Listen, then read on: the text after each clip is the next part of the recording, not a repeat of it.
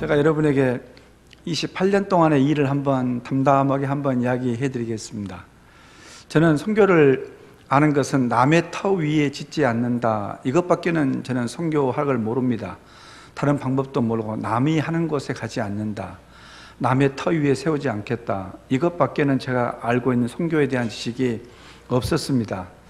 그래서 언어를 배우고 선교지로 갔는데 가장 중요한 찾는 것이 과연 남의 터가 아닌 곳이 어디 있을까를 찾는 것이 가장 중요한 일이었습니다. 방콕에서 기차로 14시간, 다시 버스를 타고 7시간, 다시 차를 타고 5시간, 그리고 걸어서 9시간 가니까, 걸어서 9시간을 가니까 거기부터 외국인의 흔적이 없었습니다. 선교사의 흔적이 없었습니다. 그래서 그곳을 내가 교회 개척의 시작으로 삼고 지금까지 오게 되어졌습니다. 그래서 걸어서 9시간 가는 마을을 5일째 가던 이렇게 걸어가기도 하고 6일째 가기도 하고 이렇게 걸어 다닙니다. 아무것도 모르니까 그냥 1년 언어 배워가지고 무슨 설교가 가능하겠습니까? 어렵습니다. 그래서 아주 기초적인 것, 예수 믿으면 천국 가고 안 믿으면 지옥 간다, 뭐 이런 짤막한 복음들을 전하고 주로 이제 찬송을 번역해서 이제 그들의 언어로 가르치기 시작했었습니다.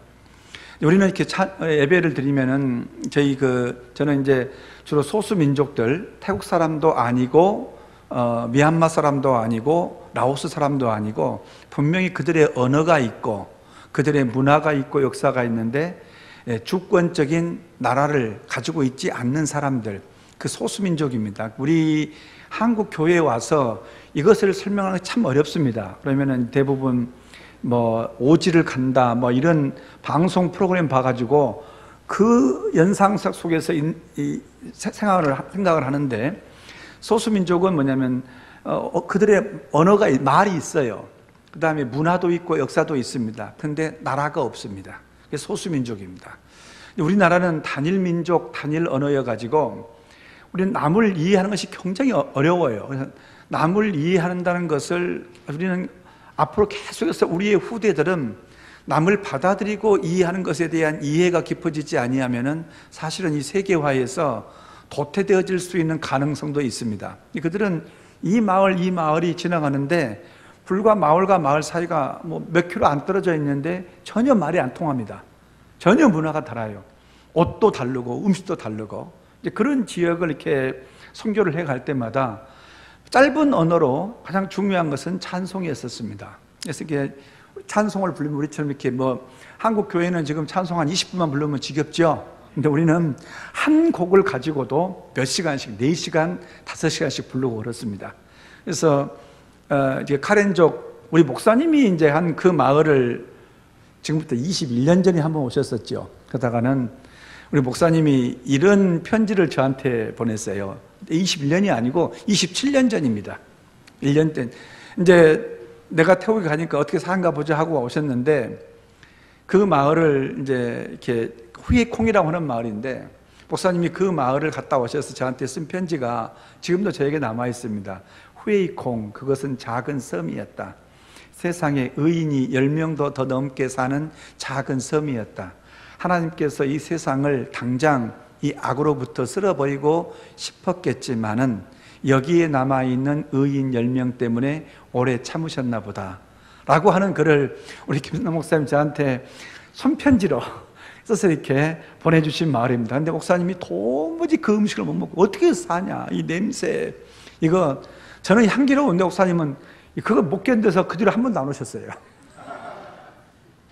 이런 마을 전도를 하면은 한 찬송, 예수님 찬양, 나갔네 이런 찬양 하나만 가지고 3시간, 4시간씩 부릅니다. 그러면 처음에는 이렇게 조금 한 가족이 모여서 노래를 불러요. 노래를 부르면은 그 찬송이 울리면은 그 고요한 밤 속에, 지금은 전기도 많이 들어갔고 문명도 많이 들어갔습니다. 그래서 옛날 같은 그런 모습은 다 사라졌어요. 그런데 그 옛날에 호롱불도 없고 해가 지면 잠을 자야 할 사람들에게 갑자기 어떤 외국인이 왔는데, 그 외국인이 자는 방에서 노래소리가 들리니까 자다가 하나 둘씩 깨서 옵니다. 하나 둘씩 깨서 와요. 시간이 흐를수록 점점 많아져요. 우리는 지금 시간이 지나가면 3시 넘으면 이제 고개 숙이기 시작하고 3시 10분 지나면 핸드폰 보기 시작하고 밤 되면 아이고 미안해도 가야 되겠다 하고 나갈 수가 있어요. 근데 거기 예배는 시간이 지날수록 하나둘 더 모이기 시작합니다. 이렇게 예배 드리는데 하루는 그 어떤 한 아줌마가 앞에 앉아 있다가 손을 들고 앞으로 나오는 거예요. 이렇게요. 이렇게 예배를, 이런 예배 형식이 없습니다. 예배를 드리다가 감동이 되면 앞으로 나와가지고 춤도 추고 간증을 해요. 근데 이 아줌마가 나와서 뭐라고 말한 줄 아십니까? 여러분, 이제 이 목사님 이런 말이 없어요. 왜? 그들의 보통 언어가 500단어, 1000단어 미만입니다. 그래서 신종 언어들은 전부 다 그냥 영어를 그대로 쓰든지, 그래서 목사님, 사모님 있잖아요. 사모님이 한국말이잖아요. 거기에서는 사모님이 선교사님의 부인, 목사님의 부인을 지칭하는 말로 신종 언어로 등장을 했습니다. 이렇게 이제 언어가 없으니까 설명을 하다가 안 되면은 그냥 이 말을 써하는 것이죠. 그래서 이제 이 목사, 선교사 이 말도 안 되어지니까 쉽게 말로 그들이 가장 빨리 알아들은 말은 예수 무당이에요. 예수 무당. 무당은 다 알아요. 그래서 무당도 종류가 여러 가지예요. 뭐 닭을 섬기는 무당, 그다음에 물소를 잡는 무당 이렇게 하기 때문에 간단하게 예수 무당. 또 이제 더 나가면은 서양 무당. 이제 그들이 예수 무당은 좀 이해하는데 서양 무당은 참 이해를 못합니다. 왜냐하면 내가 동양 사람이에요. 뭐 미국 백인인 줄 알았는데 하다못해 흑인이 되어지면 알 텐데 한국 사람이 와서 서양 무당이라고 하니까 그걸 참 이해를 못합니다. 그리고 왜 그렇게 불쌍하게 그걸 하고 있냐 이렇게 묻는 사람도 있고, 이와 같이 그런 지역이기 때문에 예배 도중에 나와서 뭐 간증도 한단 말이에요. 하루는 아줌마가 나와서 내가 간증을 하겠대요. 뭐 말 좀 하겠답니다. 하는 말이, 내가 이분이 우리 마을에 들어와가지고, 그 말이 후예콩 마을입니다. 이 예수를 내가 믿기로 했습니다. 그런 다음에 내가 한 가지 변한 게 있어요. 내가 너무나 변한 게 있어요. 그게 뭐냐면은 그 말 앞에는 큰 이런 아름들이 200년이 넘는 그런 큰 나무가 있습니다.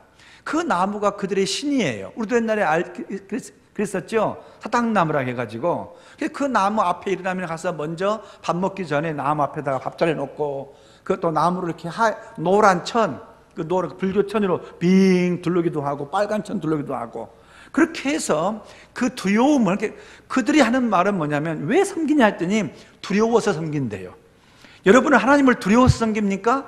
우리는 좋아서 섬기지 않습니까? 근데 그들은 두렵기 때문에, 그렇게 그에게 밥을 주지 않고 그를 예쁜 옷으로 치장해 주지 않으면은 내 삶을 방해할까 무서운 두려움 때문에 한다는 것이에요. 그래서 아침마다 우리가 그러지 않습니까? 그 말 전체가 다 맞아요. 그런데 이분이 가르쳤던 예수님 찬양, 이 노래를 부른 다음부터 묘한 일이 발생했어요. 아침에 일어나면 눈만 뜨면은 그 큰 나무가 무서운 얼굴로 나를 제압하고 억누르는 모습이 눈에 보였는데, 이 노래를 부른 다음부터 저 나무도 나랑 같이 노래하는 것 같아요.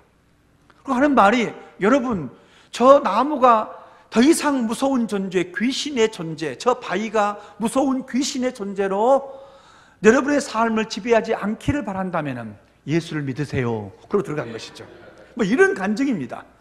어떤 마을에서는 예수님 찬양 한 곡만, 그 마을은 제가 이제 그 치앙 라이에서 배를 타고 1시간 반을 올라갑니다.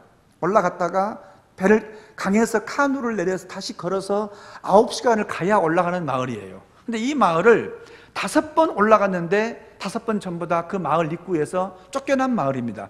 그러니까 이런 부족들은 예수 무당이 선교사가 들어오면은 여러 무당 가운데 한 무당으로 받아줄 수가 있고, 아예 처음부터서 예수 무당은 접근을 차단하는 마을이 있어요. 그 마을이 그런 마을입니다. 5번을 쫓겨난 마을인데 6번째 이 마을을 올라갈 적에는 비가 엄청 왔습니다. 여기 뭐 이제 한국도 요즘 비가 이렇게 온다고 들었는데 스콜 갖다 막 쏟아 부어요. 그러니까 올라가다가 미끄러지고 올라가다가 미끄러지고 온 몸이 진흙 범벅이 되어져서 그 마을을 올라갔습니다. 그러니까 내 모습이 소수민족이고 그들이 나보다 훨씬 나아요.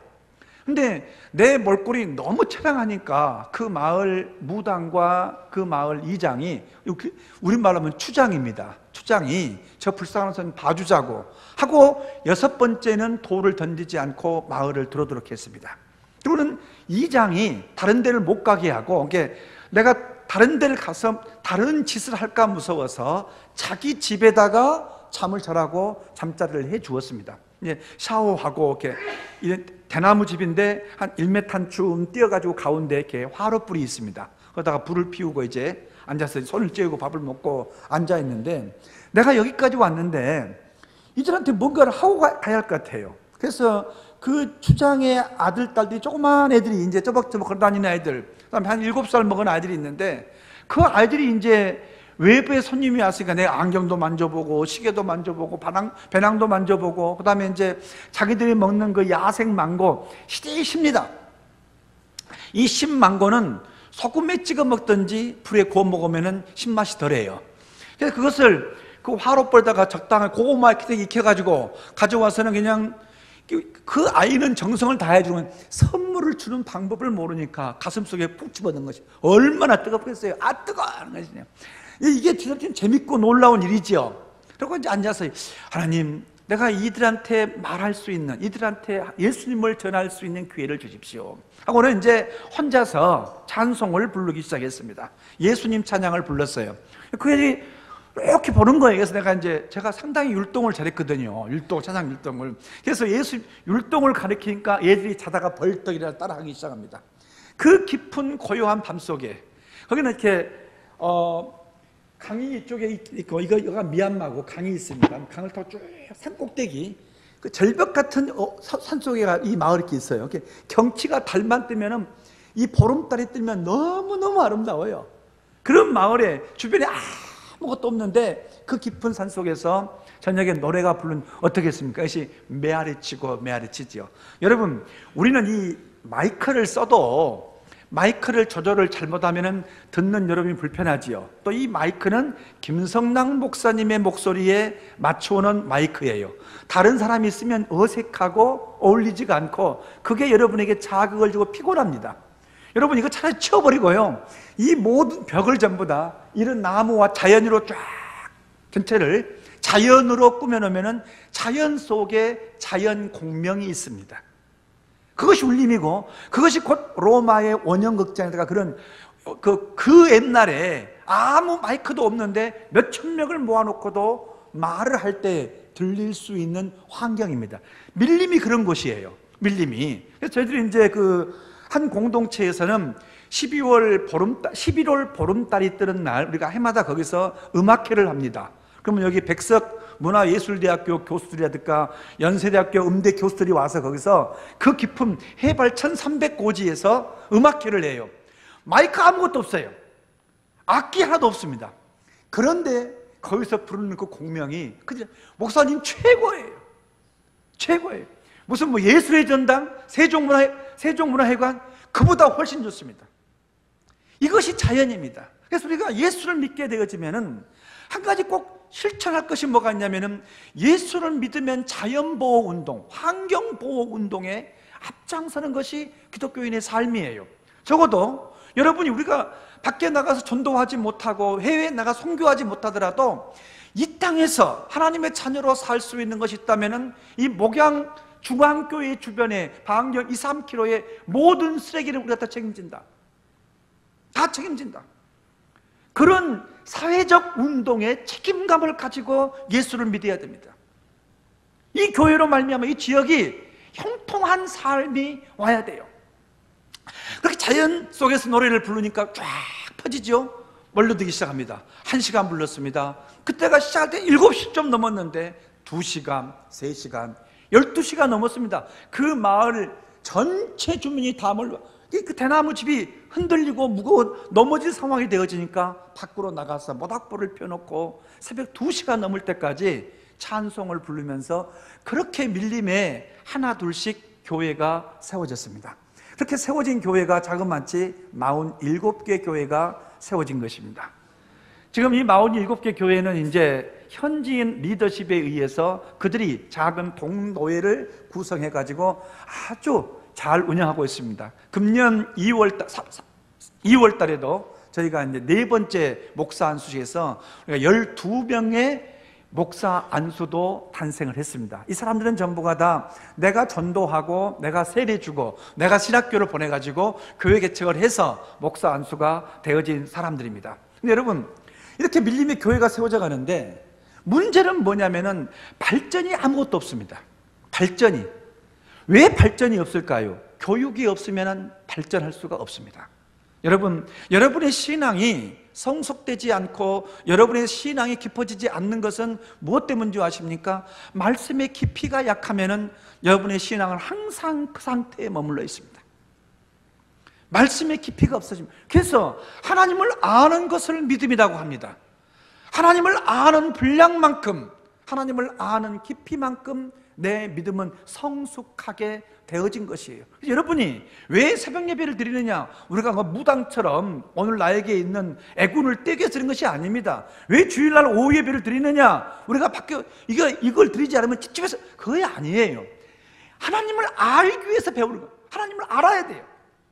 우리는 하나님의 예배를 드리지만 이 예배를 통해서, 찬양을 통해서, 특별히 준비되어진 목사님의 말씀을 통해서 내가 그동안 깨닫지 못했던 하나님에 대한 부분들을 깨닫는 것이에요. 구역에서 일주일에 한 번씩 모여가지고 그 작은 소그룹 운동을 통해 가지고 하나님을 아는 것이에요. 한국은 기독교 백화점도 많고 기독교 방송도 많고 인터넷도 나오고 어디를 틀든지 풍성한 하나님의 말씀을 들을 수가 있습니다. 오히려 한국은 이 풍성함이 더 문제입니다. 그래서 저 가끔씩 보면은 그래요. 오늘 또 예배 드렸습니다. 교회 안 갔는데 어디요? 뭐 곽선희 목사님 설교 들었습니다. 사랑이 들었습니다. 여러분, 그래요. 평상 시간 있을 적에 TV를 켜놓고 볼 수가 있습니다. 저분은 저렇게 말씀하시구나. 여러분, 그렇지만은 여러분이 응급 상황에 발생되어졌을 적에 여러분이 그분을 좋아한다고 그분에게 나 아파서 병원 한번 와주세요. 올까요? 오지 않아요. 오지 않습니다. 여러분과 가까이 있는 이 담임 목사님은 새벽이든 밤이든 언제든 어디든 간에 연휴가 끼어도 자기의 삶을 포기하고도 여러분이 SOS를 치면은 어디든지 달려가지만 그건 아니에요. 그래서 말씀을 배우더라도 내 목자에게 배우는 것, 그것이 너무너무 중요한 것인데 이 풍성함이 한국 사회 속에는 풍성함으로 다가오는 유혹이 너무너무 많습니다.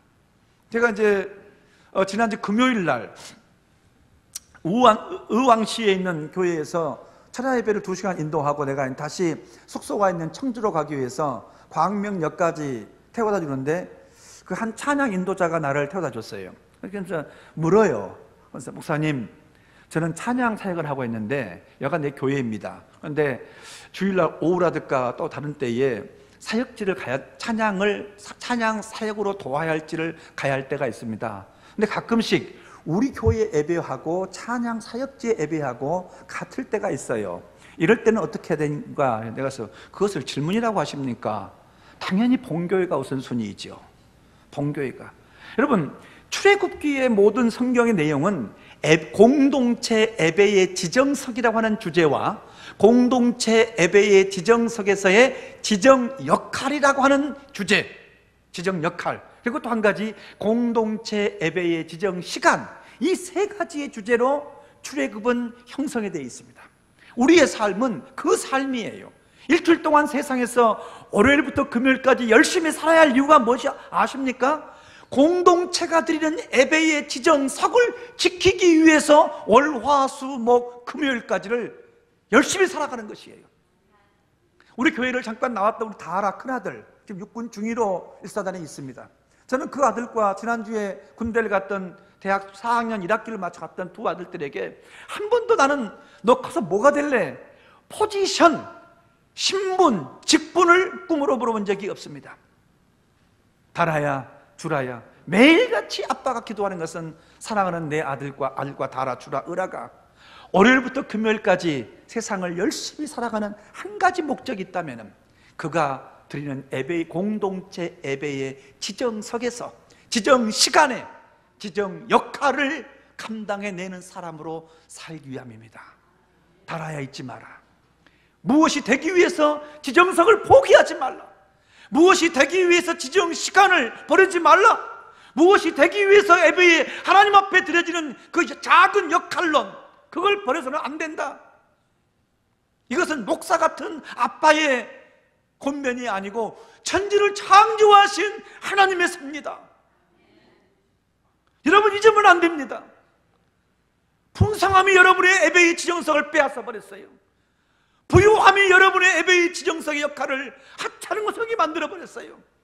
세상에 풍성한 그 지혜들이 공동체 예배의 지정 시간, 안식일이라고 하는 주께서 복 주신 이 날을 복되지 않게 만들어 버렸어요. 여러분, 안식일은 성경을 보면은 하나님은 복이라고 하는 이 단어를 복되게 했다라고 하는 이 동사로 바꾸어 사용하는 것이 한 군데 있습니다. 내가 안식일을 복되게 하였으니.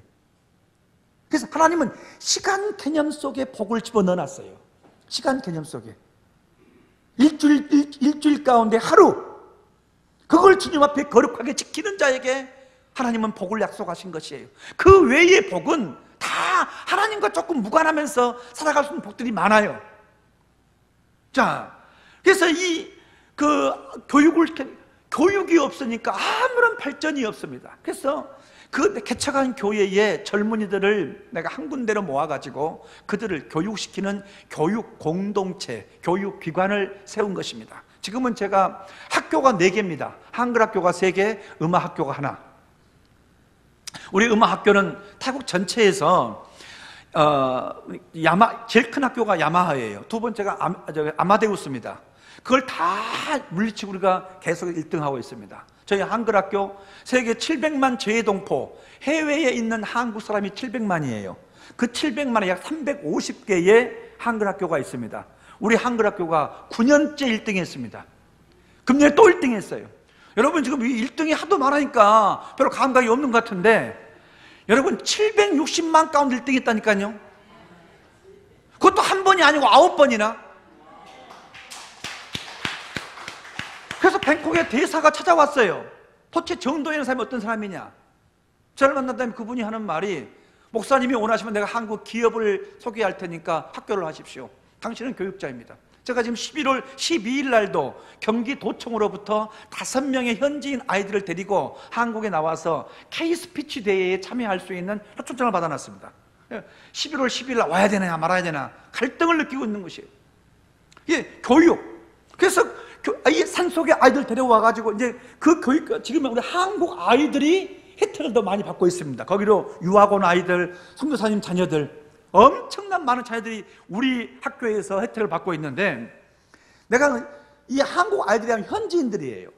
그들을 데리고 이제 아침부터 저녁까지 24시간을 보내야 되는데, 이게 보통 일이 아닙니다. 여러분요, 아이들과 함께 살면서 24시간을 산다는 거, 이거 보통 일이 아니에요. 너무 힘들어요. 근데 힘든 것보다 더 문제가 뭐냐면, 언제까지 내가 한국 교회에 도움 받아가지고 이들을 먹이고 살릴 것이냐, 이 문제에 내가 봉착하게 되어졌었습니다. 그래서 교육을 시키면서 첫 번째 문제가 뭐냐면 경제적인 문제를 만난 거예요. 경제적인 문제를. 여러분, 선교사가 오면 대부분 다 우는 소리 하죠. 그렇죠? 그래서 여러분들은 오늘 목사님 묵게는 많이 갔어요. 그 말 듣고, 선교사님이 갔구나. 내가 알아요. 선교사가 오면 하도 동정을 호소하니까, 동정을. 저는 여러분에게 동정 호소라고 한 것이 아닙니다. 한 가지, 동정과 긍휼이란 말을 좀 이해할 필요가 있어요. 동정은 주는 자의 조건 만족이 우선순위입니다. 내 조건이 맞아야 도와줘요. 긍휼은 받는 자의 마음의 치료가 우선순위입니다. 복음은 동정입니까? 긍휼입니까? 긍휼이에요. 우리가 이렇게 많은 선교사를 파송했고 2만 명이 넘어요. 그렇지만은 그 2만 명 넘는 양에 비해서 국제사회 속에서 대우는 그런 대우를 받지를 못합니다. 왜 그럴까요?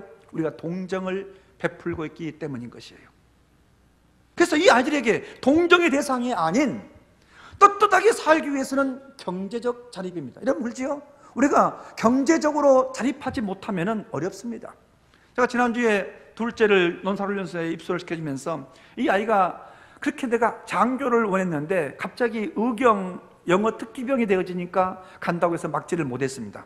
내가 논산 마지막 집사람과 같이 손잡고 기도해 주면서 아이를 꼭 껴안고 내가 말했습니다. 주라야, 세상 살아갈 때 가장 중요한 게 뭐니 했더니 하나님이요 그래. 그것은 목사들 같은 대답이고 돈이야, 돈. 했습니다. 깜짝 놀래요, 아이가요. 가난한 자 돈이 필요하지? 예. 부자도 필요해. 악한 사람 돈이 필요하지? 예. 거룩한 사람 돈이 필요해. 정직한 것도 돈이 필요하지? 예. 불의한 자 돈이 필요해. 할머니도 돈이 필요하지? 예. 유치원생도 돈이 필요해. 돈이라고 하는 것은 인간 세상의 공통분모다. 근데 그것을 악한 사람에게 주면은 악한 일에 쓰이지만은 거룩한 사람이 장악하면은 거룩한 일에 쓰일 수가 있다.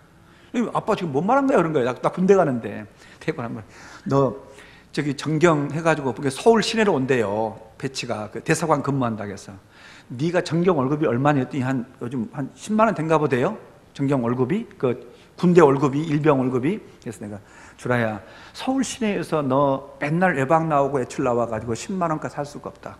근데 아빠가 부탁하고 싶은 것은 내가 돈 바란 말이 아니었고 그 주어진 군인의 월급 속에서만 11조를 하고 살아갈 수 있는 능력을 개발해봐라. 그러면 너는 나와서 돈을 지배할 수 있는 사람이 되어진다. 돈을 지배할 수 있다. 여러분, 루터가 말했습니다. 종교개혁, 너희 호주머니가 회개하지 않는 것은 가짜야.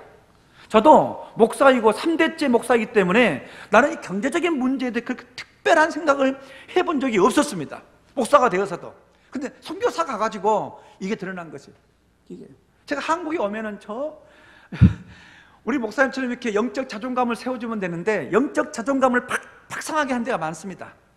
그리고 여기는 와서 그 비굴 하지 아니하면은 선교비를 안 줘요.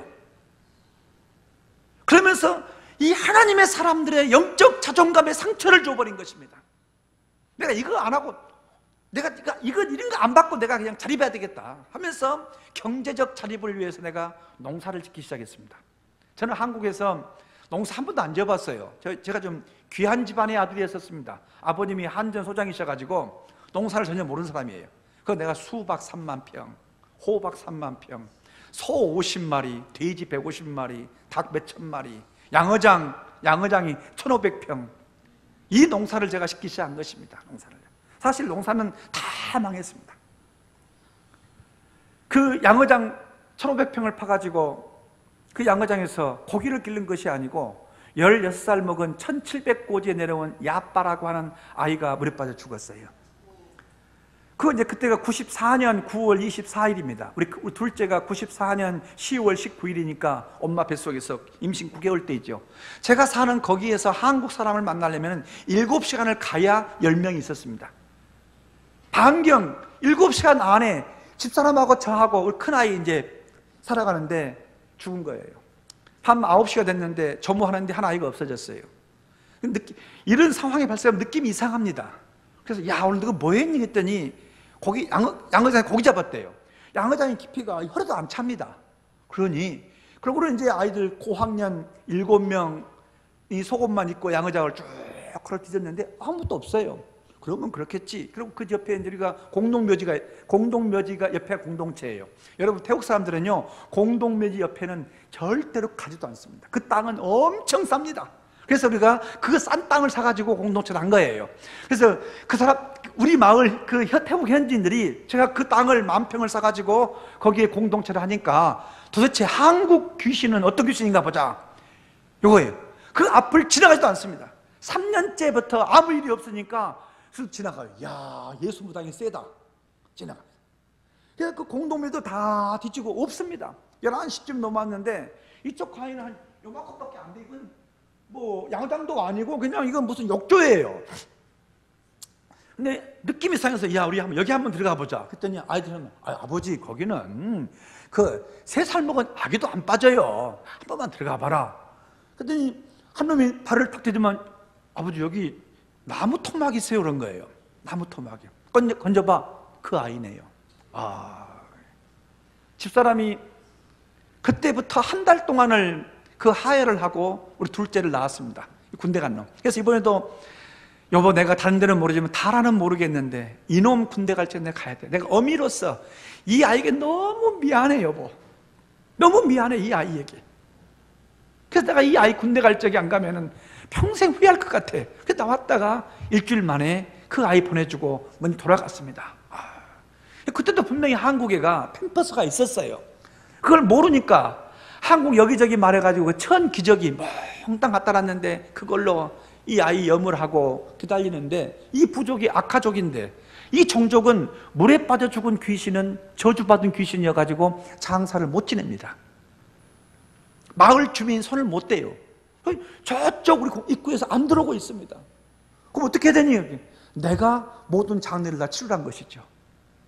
화장터도 안 됩니다. 아무도 물에 빠져 죽은 귀신에 대해서는 공동묘지를 허락하지 않습니다.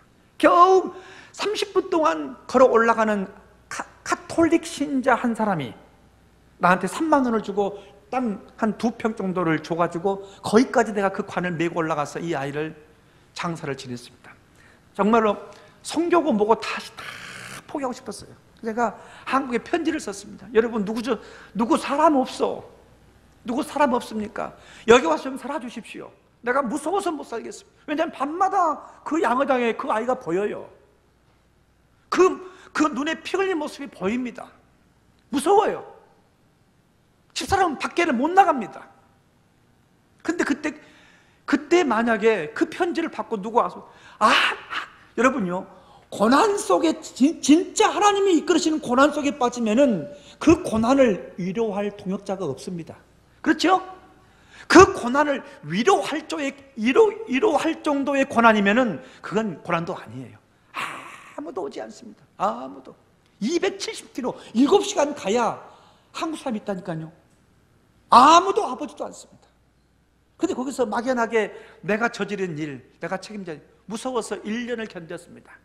둘째가 이제 엄마 품에 있다가 하루는 아침에 여보, 오늘이 야빠 길이야. 벌써 됐어. 정신이 번쩍 난 것이죠. 그 1년 동안 뭐 한 줄 아십니까? 그 1000평이 넘는 양어장을 돈 400만 원 들여서 양어장을 다 메꿔버렸습니다. 너무 무서우니까. 지금 거기가 지금 운동장이고 그렇습니다. 농구대가 있고 메꿔버렸어요. 그래도 마음에 누구가 여기 대탐을 오기면 나는 따라한다. 나는 목사 안 한다. 선교사 안 한다. 정말로 정이 뚝 떨어졌습니다. 근데 그날 아침에 집사람이 오늘 야빠 길이야 하고는 둘째를 안고 이렇게 앉으면서 걔는 그 아이 얼굴을 보니까 내가 살아있는 거예요. 그때 엄마 뱃속에 있던 아이였는데. 그래서 편지를 쓰기 시작했습니다. 하늘에 있는 야빠에게, 야빠야, 그날 너희들은 참 너무나 재미있었었지. 아이가 아침에 이렇게 골프공 가지고 와서 내 책상에 이렇게 유리를 깔아놓지 않습니까? 유리를 깼어요. 알아보면 아버지 내가 골프공 때렸는데 이게 깨지네요 그런 거예요. 근데 그 정도는 뭘 모르는 아이들이에요. 이걸로 때리면 유리가 깨진 줄을 모를 정도로의 원주민이야. 그래서 얘 조심하지 그랬니? 그러고 갔는데 그 아이가 엄마 아빠한테 편지 쓰고 형이 마약 환자인데 형 마약 먹으면은 예수님이 싫어하시는데 예수님이 예수 마약이 훨씬 좋아. 그런 편지를 써놓고 이 아이가 죽었거든요. 그래서 내가 이제 그런 편지를 쓰면서 자그마치 7페이지를 이 아이에게 편지를 썼습니다. 하늘에 있는 아빠에게. 마음이 시원해져요. 그리고 그날 밤에 제가 6톤 트럭을 끌고 아이들 27명을 뒤에 태워가지고 그 야빠 마을에 올라간 것입니다. 그 전까지는 그 마을이 차가 못 올라간 마을인데 독일 선교부에서 길을 내줬어요. 그래서 내가 차로 올라가서 그 태권도 시범도 하고 찬양하고 이제 그런데 한쪽에서 한 아주머니가 이 부족은요 머리에 꽃갈처럼 뭘 쓰고 있어 이렇게요. 막 울고 있는 거예요. 저 누구니? 야빠 얼마예요? 다 가자. 그래서 27명이 그 앞에 앉아가지고 아들 하나 잃어버렸는데 아들, 딸 27명 받으십시오. 펑펑 울지요. 펑펑 울죠. 그 마을을 제가 개척하려고 갔는데 2번이나 실패한 마을입니다. 첫 번째로는 그 마을 사기꾼에게 당해가지고 내가 그 마을에서 땅 1,500평을 사기를 당했습니다. 1,500평 해봤자 당시에 60만 원도 안 돼요. 그 다음에는 교회 개척이 시작이 되어지면은 훈련받은 사역자를 그 마을로 파송한데 이놈이 그 마을 가서 7개를 보면 쫓겨났습니다.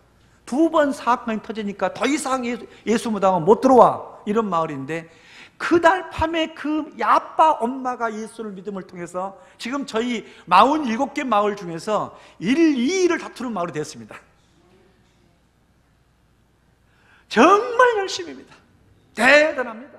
그리고 그 모든 마약을 끊고 내가 93년부터 시작한 그 지역에 내가 커피를 그들의 계몽운동으로 커피를 심기 시작했거든요. 한국에 들어온 태국 커피 중에서 내가 심은 게 아주 많아요. 그리고 이 백석대학교 커피 바리스타과하고 우리하고 MOU가 협정되어 있습니다. 그래서 그 학생들이 우리 농장에 그 첼리를 연구하러 오기도 하고 그러거든요. 그래서 그렇게 이 죽음이 하나님의 뜻이 있었어요.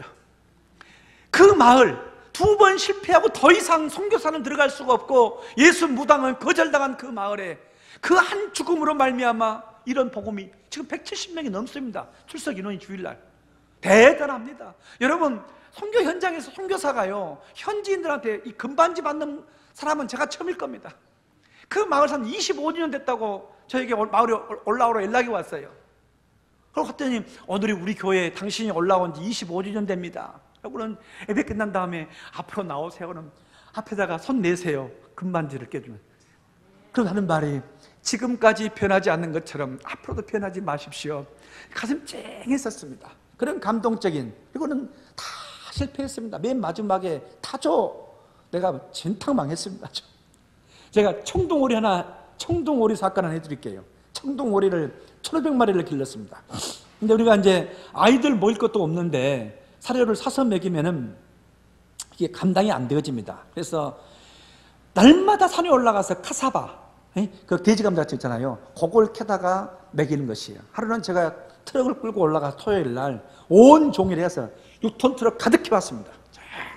그리고 이제 캐온 기념으로 도마를 깔고 내가 오리 농장에 문을 열어놓고는 꽥꽥 이게 큽니다. 청동오리가 쫙 잘라서 이렇게 주니까 이것이 자르면 카사바는 하얀 액이 나와요. 이 옆에 있는 우리 애들이 이렇게 바라본 거예요. 그 눈빛이 정상이 아니에요. 왜 그럴까? 준 다음에 한 10분쯤 지나니까 오리들이 핑 돌고 확 쓰러져요. 1,500마리 다 죽습니다, 한꺼번에. 근데 내가 야, 왜 그러냐 했더니 아버지 그거 먹으면 죽은 거예요. 말도 마지 이놈들아. 말도 마지. 예수님 믿으면 안 죽은 줄 아셨었죠?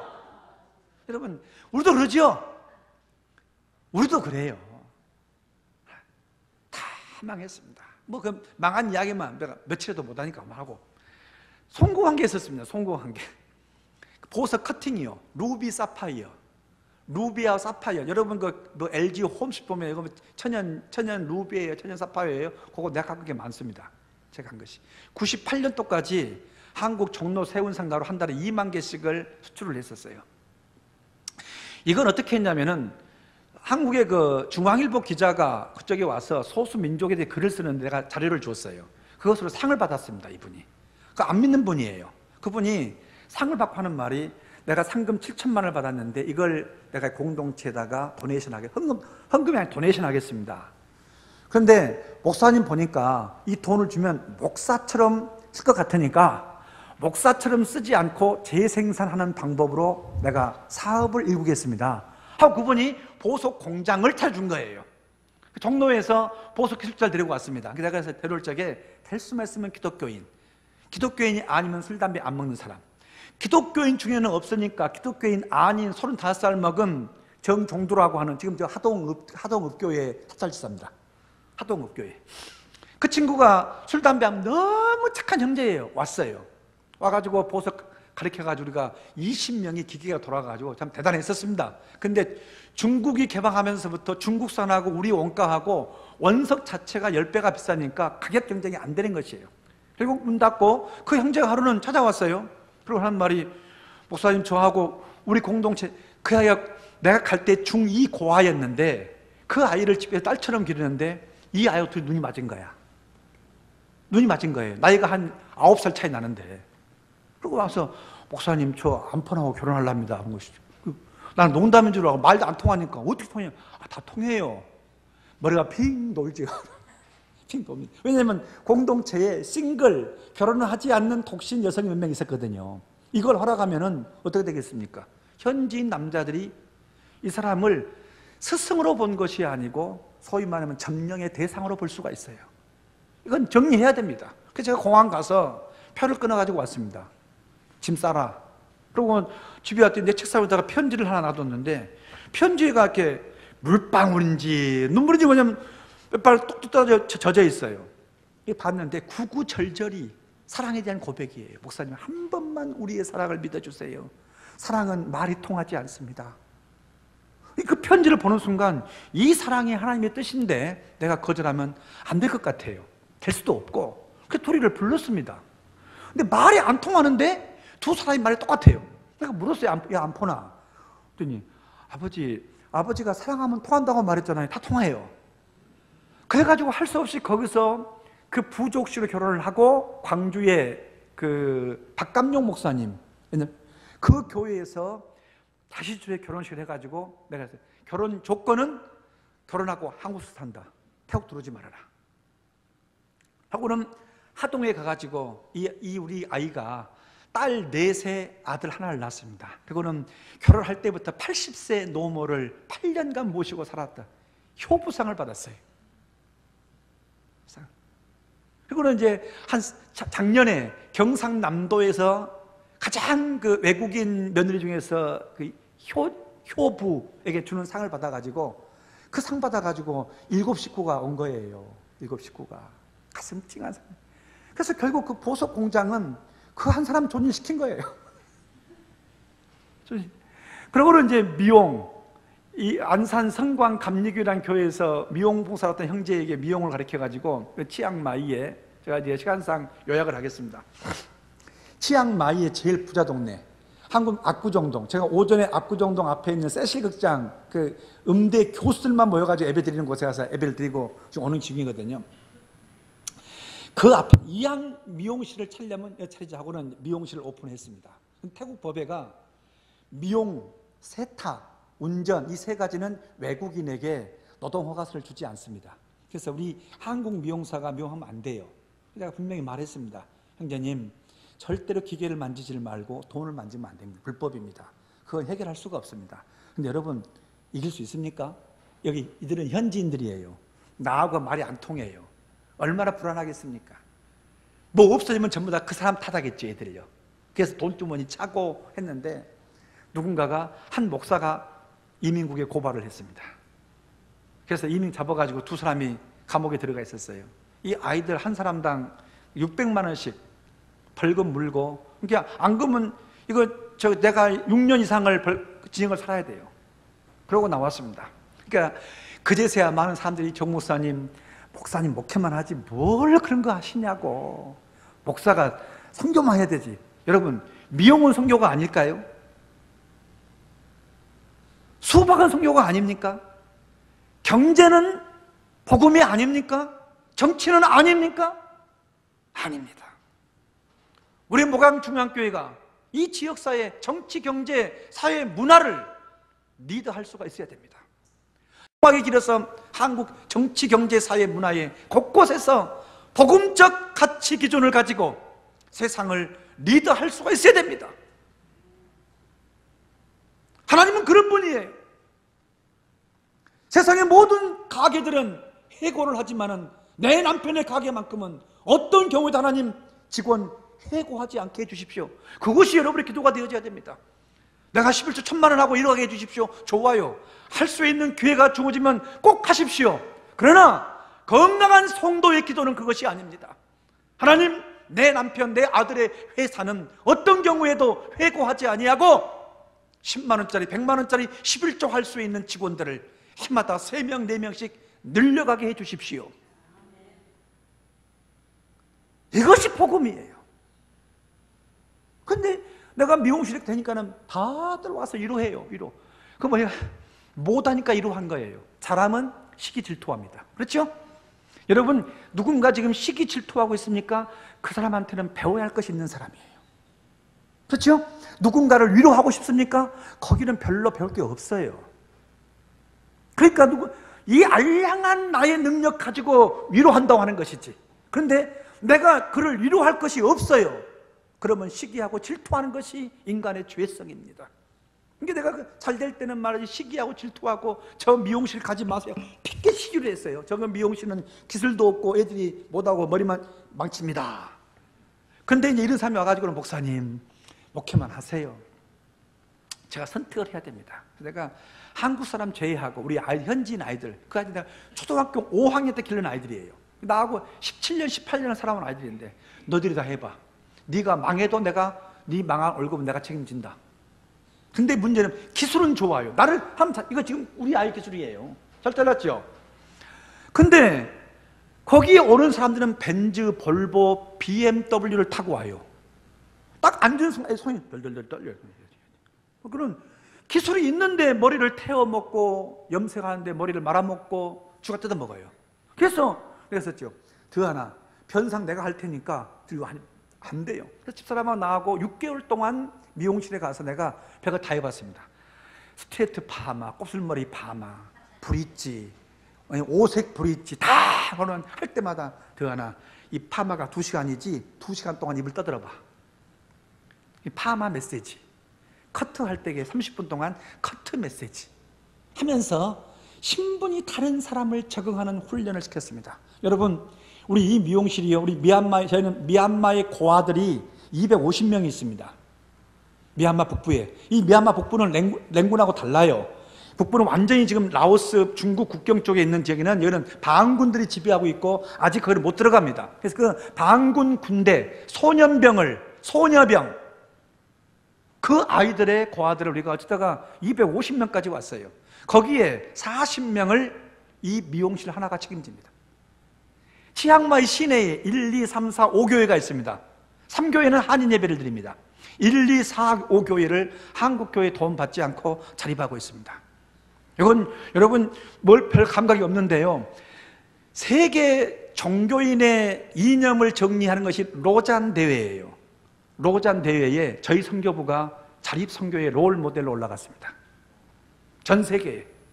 어떻게 한국교회 후원 배경이 없는데 이걸 만들어냈느냐. 우리 미용실을 완전히 해부한 거예요. 지금은 전 세계에서 우리 미용실 답사를 많이 옵니다. 그리고 이제 한국교회가 어려워지면서 누구나 할 것 없이 우리처럼 자립선교를 해보겠다고.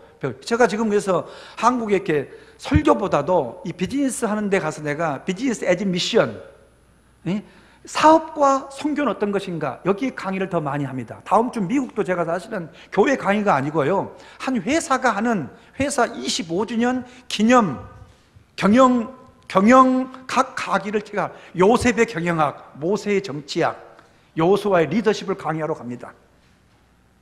전혀 모르는 사람인데 이걸 하면서 이런 것이구나 느끼게 돼야 된 것이죠. 그러다가 이 미용실에 한 가지 고비가 왔어요. 잘 되면 저들이 경영하고 11조 내고 고아들 책임지고 해요. 근데 이제 건물을 4층 건물인데 한 달에 45만 원씩 임대를 빌렸는데 하루는 그 책임자가 그래요. 아버지 45만 원 너무 비싸니까 이 건물 삽시다 그런 것이지. 어떻게 할래? 내가 충분히 할 수가 있어요. 은행 융자 받고 제가 책임지겠습니다. 그러니 허락했는데 문제는 뭐가 있을까요? 이 건물을 이 드한 집사의 이름으로 해야 되느냐, 선교부 이름으로 해야 되느냐, 회사 법인으로 해야 되느냐, 아니면 이제 NGO 법인으로 해야 되느냐.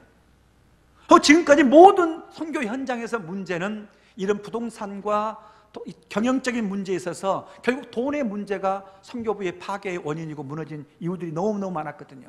그래서 저도 고민이었었습니다.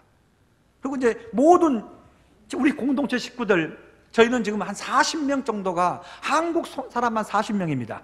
70이 넘는 실버 선교사가 7가정이 있습니다. 조선소 회장하신 분도 와 계시고, 계양전교 회장도 와 계시고, 해병대 대령도 와 계시고, 그분이 한글 학교를 하는데 태국 최고의 1등을 하고 있습니다, 현재.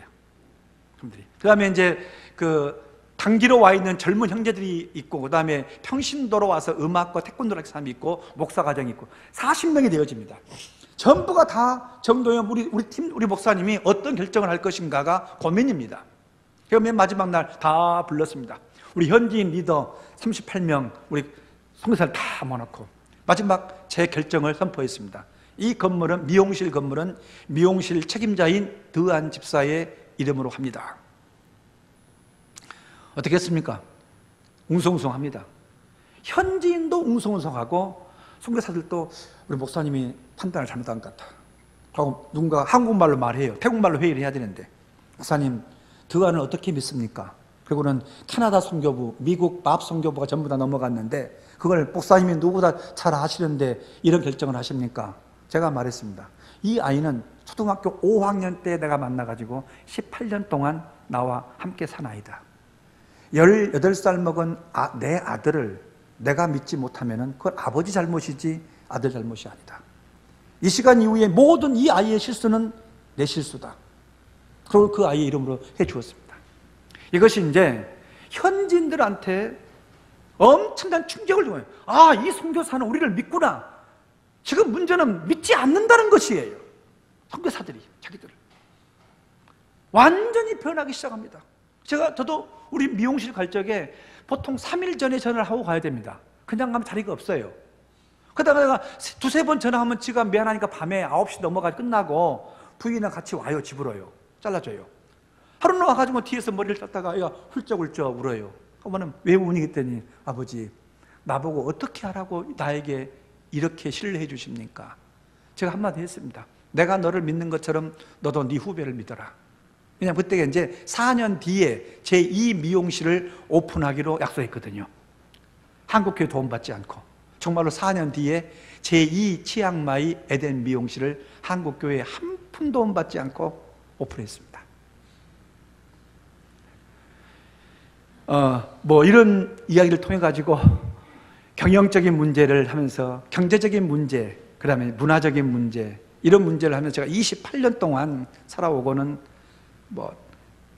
또 다음에 기회를 하도록 하겠습니다. 이 경제가 끝나니까 여러분, 한국 교회는 경제의 문제일까요? 문화의 문제일까요? 여러분의 삶은 돈이 없어서 문제입니까? 돈이 여유로워서 문제입니까? 답을 못 하시네. 제가 답을 해드릴게요. 소수민족들이 하루에 5시간 일을 해가지고요, 예를 들면요, 5시간 일을 해서 2끼를 먹었습니다. 그런데 문명에 들어가면서부터 3시간 일하고 3끼를 먹어도 식량이 남을 정도가 됐어요. 그러면은 여기에서 무슨 문제가 발생합니까? 5시간 일해야 되는데 2시간밖에 일하지, 3시간 일하니까 2시간 남는 시간 문제가 있습니다. 2끼를 먹고 5시간 일했는데 3끼를 먹고 3시간 일하니까 육체적인 비만의 문제가 발생을 했습니다. 세 번째, 3끼를 먹고도 식량이 남았으니까 잉여 식량의 문제가 발생을 했습니다. 그것을 관리 못하는 것이 문화의 문제입니다. 한국 교회는 가난의 문제가 아닙니다. 경제의 문제가 아닙니다. 문화의 문제입니다. 더 잘 먹지 못해서 문제이고, 더 잘 입지 못해서 문제이고, 나하고 전혀 어울리지도 않는데 그 명품을 내가 사지 못해서 문제이고, 그 할머니 할아버지 살면서 38평 살지 못해서 문제이고, 청소하지 않아서 문제이고, 복음의 장애꾼. 여러분, 오늘 이 빈 자리는 어디로 갔을까요? 세상에 문화를 쫓아갔었습니다. 극장으로, 야구장으로, 강변으로, 외식으로. 잉여 식량과 잉여 에너지와 잉여 시간을 교회에서는 소비가 불편하다는 것이에요. 그것이 한국 교회가 안고 있는 문화, 과제인 것을 알게 되어졌습니다. 선교 현장 똑같습니다. 문화의 문제. 이 문화의 문제가 봉착이 되어져서 지금은 이 문화의 문제와 치열한 영적 전투를 진행하고 있습니다. 오늘 이렇게 만나서 너무 감사합니다. 지난 28년의 이야기를 어떻게 이 30-40분 안에 다 정리할 수 있겠습니까? 정리합니다. 선교, 내가 되었기 때문에 한 것이 아니고 하나님은 나라고 하는 사람을 이렇게 이 정도라도 다듬으려고 그 환경을 만들어 놓았다는 것입니다. 여러분, 교회 안에서 여러분에게 사명이 주어지죠. 그 사명은 왜 주어진 줄 아십니까? 그거 아니면 사람 안 되니까. 장로님 돼야만이 그나마 사람 될 수 있습니다. 권사님, 처음에 아이고 나 아무것도 못해요. 우리는 겸손히 미덕이니까. 아닙니다. 그거 내가 아무것도 아니어도 받아놔야 그 정도의 삶을 한번 살아보려고 발버둥을 칩니다. 나는 사명이 그래서 뭔가 갖추어진 것이 아니고 나를 하나님이 필요한 사람으로 쓰기 위해서, 하나님의 자녀로 만들기 위해서 나를 이와 같이 사용했지 않았나, 그런 결론을 선교에서 얻게 되어졌었습니다. 오늘 이 본문은 어떤 본문이냐면은 이스라엘 출애굽했어요. 40년 광야를 걸었습니다. 요단을 건너갔습니다. 그리고 뭐 합니까요? 가나안 정복 전쟁을 몇 년 했지요? 7년을 했습니다. 7년 동안 가나안 정복 전쟁을 끝내고 여호수아가 전쟁 끝 하고는 하루는 다 족장들을 모아놓고 그 정복 전쟁했던 그 땅들을 9개 반 지파에게 분할해 주는 일을 시작합니다. 여호수아, 제사장 엘르아살, 각 족장의 대표들 모여가지고 어떻게 하냐면 제비를 뽑았어요. 제비를. 근데 그 제비를 뽑기 전에 모든 참여한 사람들이 두려움에 떨면서 제발 걸리지 말아라, 걸리지 말아라 하는 그 땅이 있었습니다. 그 땅이 어디일까요? 헤브론이에요. 헤브론.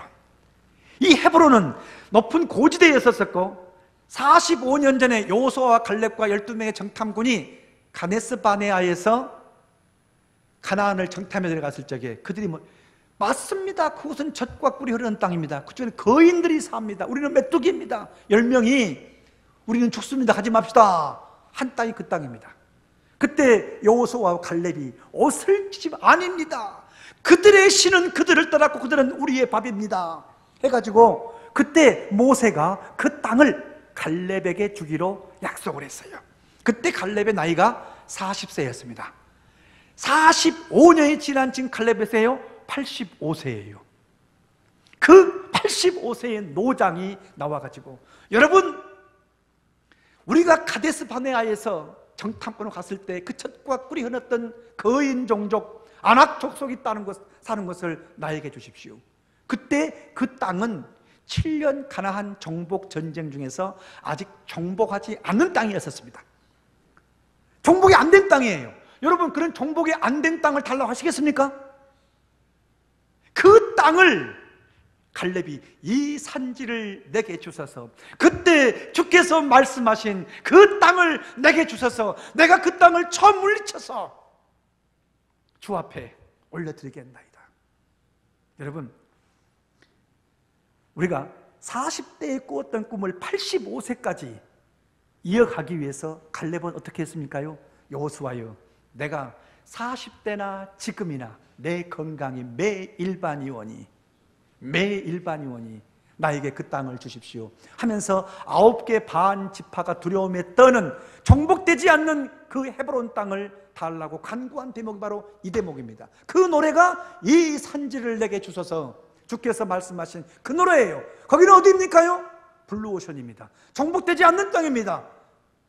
수십 년, 수백 년이 흘러도 아직 복음화되지 않는 강팍한 심령이었습니다. 사랑하는 성도 여러분, 여러분의 마음속에 갈렙의 믿음을 달라고 기도하십시오. 이 목양중앙교회 여기에 세워진 지 수십 년이 되었지만은 여전히 헤브론처럼 강력한 안악의 군대가 남아있는 그 땅을 주여 내게 주십시오. 내가 그 땅을 쳐부숴서 주의 나라를 만들겠습니다. 세상도, 경제도, 교육도, 사회도, 문화도 우리 기독교인들이 헤브론을 찾아갈 수 있는 갈렙의 신앙을 회복해야 할 때인 것입니다. 잘 되는 곳이 아닙니다. 가지 않는 땅, 7년 가나안 정복 전쟁 중에서도 여전히 남아있는 그 땅을 달라고 외쳤던 것처럼 우리의 기도가 헤브론을, 내 영혼의 헤브론, 내 사회의 헤브론, 내 인생의 헤브론, 나는 그 땅이 내 가슴 속에 남아있는 동안에는 40년 아니라 45년이 흘러도 나는 꿈을 포기하지 않고 젊음을 유지하겠습니다. 이 꿈을 사랑하는 장로님과 권사님과 온 성도가 함께 꾸시기를 간절히 축원합니다.